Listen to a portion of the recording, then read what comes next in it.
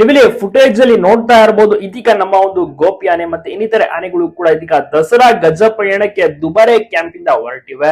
ತುಂಬಾ ಜನರು ಕೂಡ ನಿರೀಕ್ಷೆನ ಇಟ್ಕೊಂಡಿದ್ದಾರೆ ಈ ವರ್ಷ ದಸರಾನ ವೀಕ್ಷಣೆ ಮಾಡೋಕೆ. ಅದೇ ರೀತಿ ನಾಳೆ 21ನೇ ತಾರೀಕು ದಸರಾದ ಒಂದು ಮೊದಲ ಹಂತ ಗಜ ಪಯಣ, ಗಜಗಳಿಗೆ ಪೂಜೆ ಮತ್ತೆ ಮಾವುತರಿಗೆ ಸನ್ಮಾನ ಕಾರ್ಯಕ್ರಮ, ಸಾಂಸ್ಕೃತಿಕ ಕಾರ್ಯಕ್ರಮ ಎಲ್ಲವೂ ಕೂಡ ನಡೆಯಲಿದೆ ವೀರನ ಹೊಸಳ್ಳಿಯಲ್ಲಿ. ಸೊ ಹೀಗಾಗಿ ಇವತ್ತೇ ಎಲ್ಲಾ ರೀತಿಯ ನಮ್ಮ ಒಂದು ಸಾಕಾನೆಗಳು ಕೂಡ ಅಷ್ಟೇ ಮತ್ತಿಗೋಡು ಕ್ಯಾಂಪ್ ಇಂದ ಅಭಿಮನ್ಯು ಕೂಡ ಹೊರಟಿದ್ದಾನೆ. ನಮ್ಮ ಒಂದು ದುಬಾರೆ ಕ್ಯಾಂಪ್ ನಿಂದಲೂ ಕೂಡ ಆನೆಗಳು ಹೊರಟಿವೆ.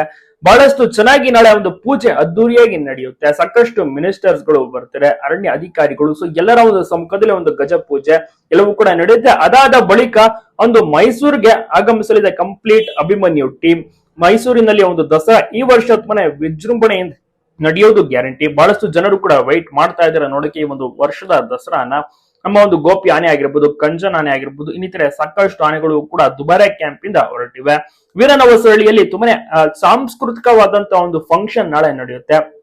ಆಮೇಲೆ ಭಾಷಣ ಆಗಿರ್ಬೋದು ಎಲ್ಲವನ್ನೂ ಕೂಡ ಮಾಡಲಿದ್ದಾರೆ. ಸೊ ತುಂಬಾನೇ ಚೆನ್ನಾಗಿರುತ್ತೆ ಒಂದು ಕಾರ್ಯಕ್ರಮ. ಎಲ್ರಿಗೂ ಕೂಡ ಒಂದು ದಸರಾ ಅಂದ್ರೆ ಇಷ್ಟ, ದಸರಾ ಗಜಪಡೆ ಅಂದ್ರೆ ಇಷ್ಟ. ಈ ಬಾರಿಯೂ ಕೂಡ ಅಭಿಮನ್ಯು ಒಂದು ಅಂಬಾರಿಯನ್ನ ಹೊರಬಂತ ಅವಕಾಶವನ್ನ ಪಡೆದುಕೊಂಡಿದ್ದಾನೆ.